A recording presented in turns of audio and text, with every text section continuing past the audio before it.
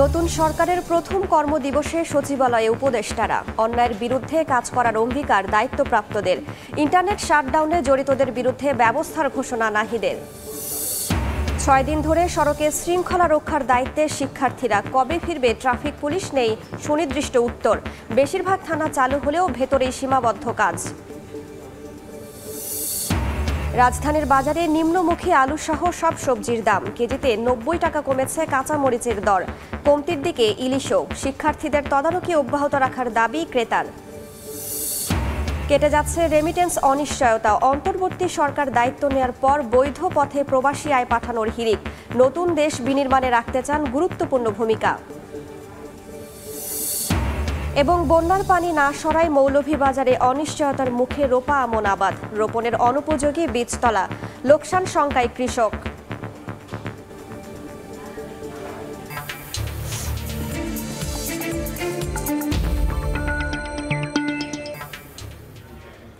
দেখছিলেন শিরোনাম। আমন্ত্রণ জানাচ্ছি দেশ ও দেশের বাইরের অর্থ বাণিজ্যের নানা খবর নিয়ে আমাদের নিয়মিত আয়োজন এ সময়ের বাণিজ্যে। আপনাদের সঙ্গে আছি আমি রাইসা জান্নাত। বাণিজ্যের শুরুতেই নবনিযুক্ত প্রধান বিচারপতির শপথ প্রসঙ্গ।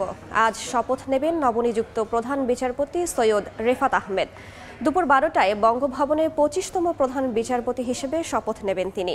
একই সঙ্গে অন্তর্বর্তী সরকারের বাকি 3 উপদেষ্টাকেও শপথ পাঠ করাবেন রাষ্ট্রপতি মোহাম্মদ শাহাবুদ্দিন।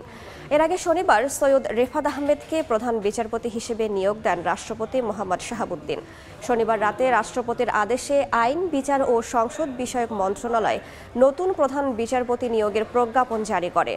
প্রজ্ঞাপনে বলা হয়, শপথ গ্রহণের তারিখ থেকে প্রধান বিচারপতির এই নিয়োগ কার্যকর হবে।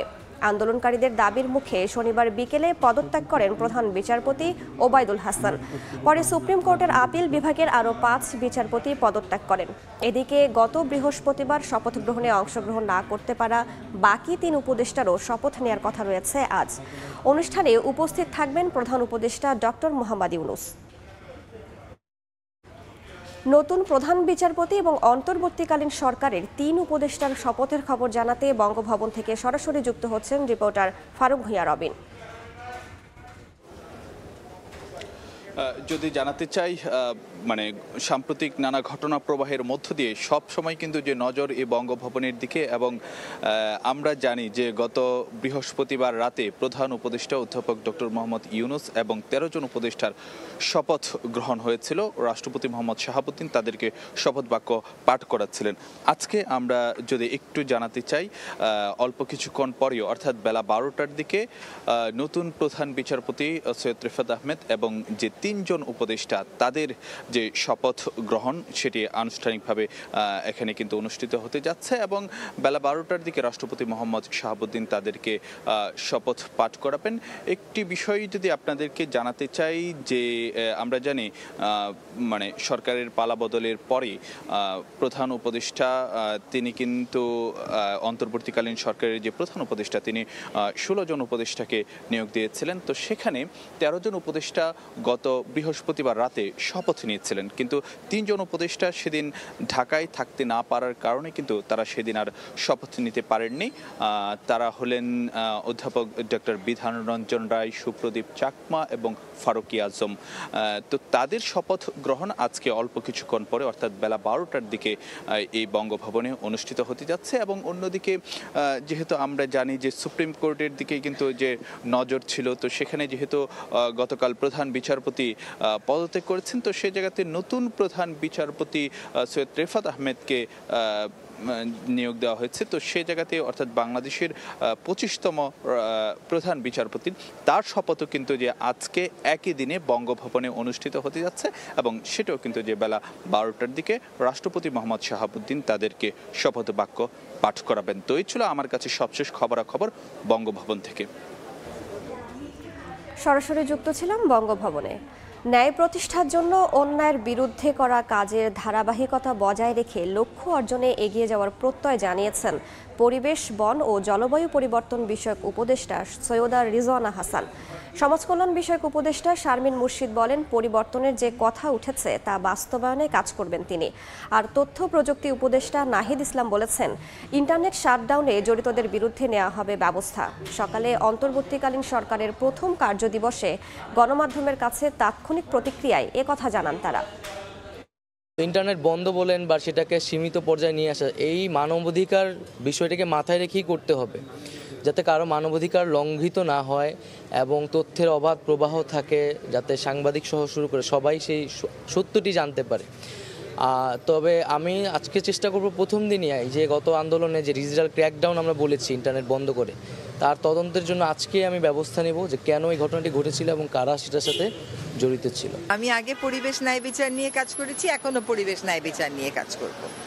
প্রত্যাশা হচ্ছে যত তাড়াতাড়ি কাজটা শুরু করা যায়, সামগ্রিক প্রেক্ষাপটটা একটু স্থির হয়ে আসলে কাজটা শুরু করে দেব। ভাবলে সবকিছু কঠিন, ভাবলে সবকিছু সহজ, এর চেয়ে বেশি কিছু বলা বোঝা যাবে না।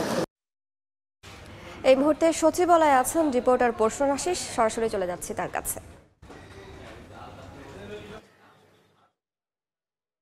অন্তর্বর্তীকালীন সরকারের উপদেষ্টাগণ আজ অফিস করতে শুরু করেছেন, এটি আমি আগেই জানিয়েছিলাম। অর্থাৎ বৃহস্পতিবার এই সরকার শপথ নেওয়ার পরপরই দুদিন সাপ্তাহিক ছুটির পরে আজই মূলত সপ্তাহের প্রথম কর্মদিবস। এ কারণে আমরা সকাল থেকেই দেখেছি যে বেশ কয়েকজন উপদেষ্টা সচিবালয়ে যার যার কর্মক্ষেত্রে এসেছেন, তাদের নিজ নিজ মন্ত্রণালয়ে এসে মূলত অফিস করছেন।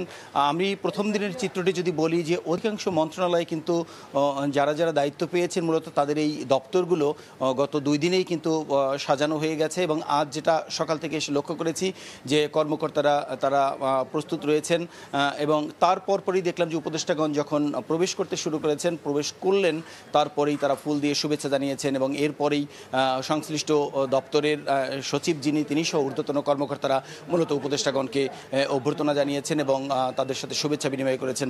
এরপরে কিন্তু গণমাধ্যমের সঙ্গেও অনেক উপদেষ্টা কথা বলেছেন। আমি যদি একটু বলে দেই যে সমাজ কল্যাণ মন্ত্রণালয়ের দায়িত্বে যিনি রয়েছেন শারমিন মুর্শিদ, উনি সাংবাদিকদের প্রশ্নের জবাবে বলেছেন যে মূলত সব কিছুকেই চ্যালেঞ্জ মনে করলে চ্যালেঞ্জ মনে হবে, কিন্তু চ্যালেঞ্জ মনে করলে কাজ করলে হবে না। আমরা পরিবর্তন করতে চাই এবং পরিবর্তনের লক্ষ্যেই মূলত এই অন্তর্বর্তীকালীন সরকার কাজ করে যাবে। এরপরে ফরিদ আক্তার যিনি মৎস্য এবং প্রাণী সম্পদ মন্ত্রণালয়ের দায়িত্বে রয়েছেন, তিনি স্পষ্ট করে বলেছেন যে কৃষি খাতের মতো ঠিক মৎস্য এবং প্রাণী সম্পদ এই খাতকেও আরও বেশি বড় করবেন এবং সেখানে গুরুত্বপূর্ণ খাত হিসেবেই যাতে সাধারণ মানুষের উপকারে আসে সেটি বিবেচনা করবেন। নাহিদ ইসলাম যিনি ডাক টেলিযোগাযোগ খাতের উপদেষ্টা হিসেবে দায়িত্বে এসেছেন, তিনি স্পষ্টই বলেছেন যে এখানে কোনোভাবেই ইন্টারনেট বন্ধ করাটা এটি মানবাধিকার লঙ্ঘন হবে। আমরা সেভাবেই ইন্টারনেট বন্ধ যাতে না হয় সেই কাজটি করে যাব এবং যারা এর আগে ইন্টারনেট বন্ধের সাথে জড়িত ছিল তাদের বিরুদ্ধে ব্যবস্থা নেওয়া হয়। এভাবেই ঠিক যারা সচিবালয়ে আজকে অফিস করছেন তারা একের পর এক মূলত তারা কিছুটা প্রতিক্রিয়া দিচ্ছিলেন। এ পর্যন্ত আমরা যেটা জেনেছি যে 7 জন উপদেষ্টা সচিবালয়ে প্রবেশ করেছেন, যার যার দপ্তরে তারা অফিস করছেন এবং কর্মচারীরা যারা ফুল দিয়ে শুভেচ্ছা জানিয়েছেন তাদেরকে এবং এর পরপরই দৈনিক যে ফাইলগুলো, দৈনিক যে কর্মক্ষেত্রগুলো সেগুলো তারা দেখছেন। মূলত এই ছিল এখনো পর্যন্ত সচিবালয়ের সবশেষ তথ্য। আরও যখন তথ্য পাবো অন্য কোনো নতুন উপদেষ্টারা আসেন কিনা ঠিক তাদের তথ্যটি পেলে আমি জানিয়ে দিতে পারবো। সচিবালয় থেকে যুক্ত হয়েছিলেন সহকর্মী প্রসন্ন আশিস। এর আগে গতকাল দায়িত্ব নিয়েই অনিয়ম ও দুর্নীতির বিরুদ্ধে জিরো টলারেন্স নীতির ঘোষণা দেন নতুন শিল্প উপদেষ্টা আদিলুর রহমান খান। বললেন, পরিবর্তনের জন্যই নতুন দায়িত্বে আসা। শিল্প খাতে চলমান গ্যাস সংকট নিরসনকে সর্বোচ্চ গুরুত্ব দেওয়ার কথাও জানান শিল্প উপদেষ্টা। অন্তর্বর্তী সরকারের উপদেষ্টাদের দপ্তর বন্টনের পর প্রথম দিন অফিস করতে শনিবার বেলা 11টার কিছু পর মতিঝিলে শিল্প ভবনে যান নতুন শিল্প উপদেষ্টা আদিলুর রহমান খান। এ সময় গেটে তাকে ফুল দিয়ে স্বাগত জানান শিল্প সচিব জাকিয়া সুলতানা। এরপর উপদেষ্টা চলে যান সম্মেলন কক্ষে। কর্মকর্তাদের সঙ্গে প্রায় 1.25 ঘন্টা রুদ্ধদ্বার বৈঠক শেষে বেরিয়ে এসে গণমাধ্যমের মুখোমুখি হন শিল্প উপদেষ্টা। এ সময় শিল্প মন্ত্রণালয়ের অধীন প্রতিষ্ঠানগুলোতে নানা অনিয়ম ও দুর্নীতির বিষয়ে উপদেষ্টার দৃষ্টি আকর্ষণ করেন গণমাধ্যম কর্মীরা। জবাবে দুর্নীতির সঙ্গে আপোষ করার প্রশ্নই ওঠে না বলে সাফ জানান আদিলুর রহমান খান। জিরো টলারেন্স থাকবে আমাদের দুর্নীতির ক্ষেত্রে এবং আমাদের টিম এই ব্যাপারে সজাগ থাকবেন এবং আমরা এটা যা অন্যায় অবিচার যেই অভিযোগগুলোর ক্ষেত্রে এসেছে আমরা যেন ভবিষ্যৎটা ডিফারেন্ট হয় এই জন্যই তো আজকে এই দায়িত্বগুলিতে আসা।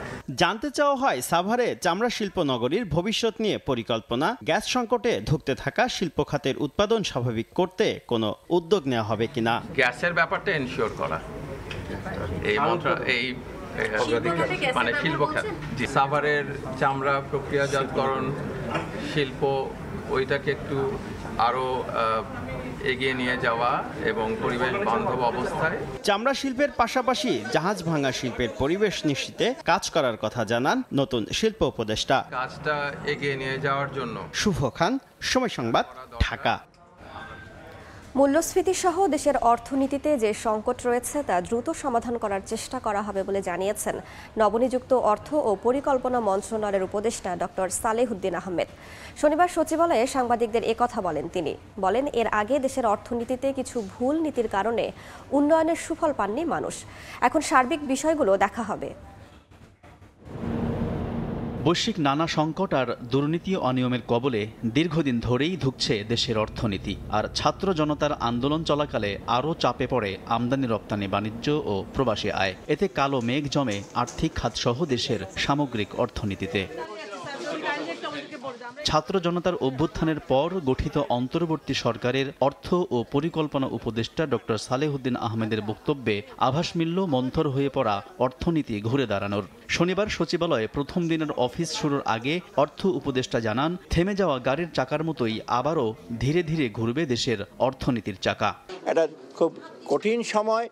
আমরা ইমিডিয়েটলি আমাদের কনসার্নটা হলো ল অ্যান্ড অর্ডারটাকে ঠিক করা, শুধু রাস্তাঘাটের না, ব্যাংকগুলি চালু করা, পোর্টগুলি অনেকাংশে ইসে আছে, রাস্তাঘাট ইসে করা, সেগুলি আমরা চেষ্টা করছি সচেষ্ট করতে ইমিডিয়েটলি। মূল্যস্ফীতি সহ দেশের অর্থনীতিতে যে সংকট রয়েছে তা দ্রুত সমাধানের চেষ্টা করবেন বলেও জানান ডক্টর সালেহুদ্দিন আহমেদ। সামষ্টিক ক্ষেত্রে মূল্যস্ফীতি এটা সেটা আছে, এটা আমরা ইমিডিয়েটলি চেষ্টা করব। থমকে গেলে কিন্তু এটা স্টার্ট করা গাড়ির মতো, এবার বন্ধ হয়ে গেলে কিন্তু অনেক সময় লাগে স্টার্ট করতে বা এনার্জি লাগে, ব্যাটারির উপর চাপ পড়ে।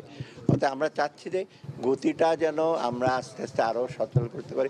অতীতের কিছু ভুল নীতির কারণে মানুষ উন্নয়নের প্রকৃত সুফল পাননি জানিয়ে অর্থ উপদেষ্টা বলেন, কাজ করা হবে ব্যাংক খাতের দুর্বলতা, সুশাসন, টাকা পাচার ও ঋণ খেলাপির মতো গুরুত্বপূর্ণ বিষয়গুলো নিয়ে। বাংলাদেশ ব্যাংকের কার্যকলাপ সম্পূর্ণ চালু হোক, তারপরে সংস্কারগুলো তো আসবে। আলতাফ হোসাইন, সময় সংবাদ, ঢাকা। অবৈধ বোর্ড মিটিংয়ের মাধ্যমে সময় টেলিভিশনের এমডি ও সিইওকে অপসারণের খবর ছড়াচ্ছে একটি মহল, যা আদৌ সত্য নয়। সময় টেলিভিশনের লাইসেন্স বর্তমান এমডির নামে, সুতরাং তাকে অপসারণ করার সুযোগ নেই। 2009 সালের মে মাসে সময় মিডিয়া লিমিটেড গঠনের জন্য জেলা প্রশাসক কার্যালয়ে আবেদন করেন বর্তমান ব্যবস্থাপনা পরিচালক। সে বছরের সেপ্টেম্বরে মোট 10টি টেলিভিশন চ্যানেল লাইসেন্স পায়, সময় তার মধ্যে একটি। লাইসেন্স হয় বর্তমান এমডি আহমেদ জোবাইরের নামে। গঠিত হয় সময় মিডিয়া লিমিটেড নামে একটি কোম্পানি।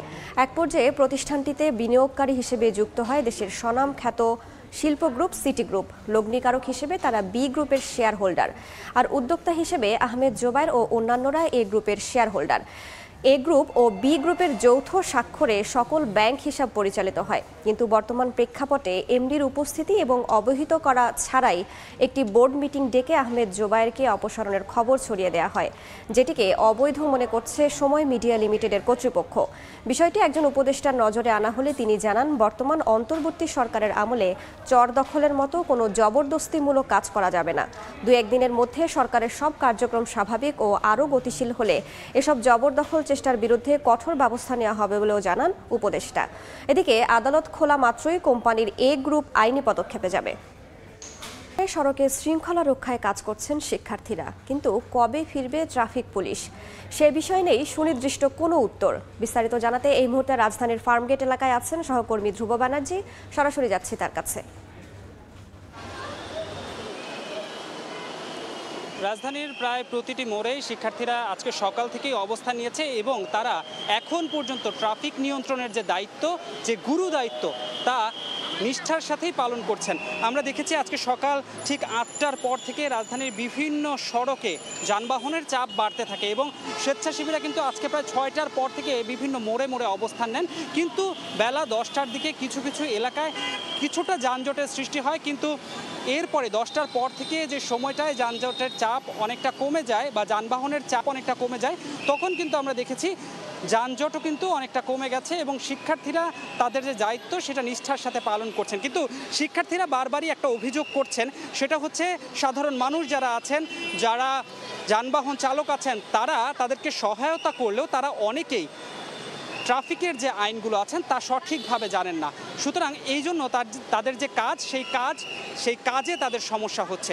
পাশাপাশি যারা সাধারণ মানুষ আছেন তারাও কিন্তু প্রশংসায় পঞ্চমুখ হয়েছেন শিক্ষার্থীদের, কিন্তু তাদের এবার প্রত্যাশা শিক্ষার্থীদের পড়াশোনা আছে, তাই সেই কারণে যারা ট্রাফিকের দায়িত্বে রয়েছেন অর্থাৎ ট্রাফিক পুলিশ যারা আছেন তারা যাতে নিজেদের দায়িত্বে ফিরে আসেন এবং পুরো যে প্রক্রিয়া রয়েছে সেই পুরো প্রক্রিয়া স্বাভাবিক করতে যাতে সহায়তা করেন। সব কিছু মিলিয়ে এখন পর্যন্ত আমরা যতটুকু দেখেছি প্রত্যেক মোড়ে মোড়ে অবস্থান নিয়েছেন সাধারণ শিক্ষার্থী সহ স্বেচ্ছাসেবী সংগঠন, BNCC, Bangladesh scouts, red crescent সহ বিভিন্ন স্বেচ্ছাসেবী সংগঠনের যারা সদস্য আছেন তারা। এবং ট্রাফিক পরিস্থিতি এখন পর্যন্ত অনেকটা যানজট মুক্ত আছে এবং সাধারণ মানুষ অনেকটা স্বাচ্ছন্দ্যে তাদের কর্মস্থলে যেতে পারছেন। এই ছিল রাজধানীর ফার্মগেট থেকে আমার কাছে সর্বশেষ। সরাসরি যুক্ত ছিলাম ফার্মগেট এলাকায়। যাচ্ছে রেমিটেন্স অনিশ্চয়তা। কদিন আগেও যারা বৈধ পথে দেশে টাকা পাঠাতে অস্বীকৃতি জানিয়েছিলেন, অন্তর্বর্তী সরকার দায়িত্ব নেওয়ার পর তারাই এখন হুমড়ি খেয়ে রেমিটেন্স পাঠাচ্ছেন। ফ্রান্সের প্যারিস থেকে এসএম ইকবালের রিপোর্ট।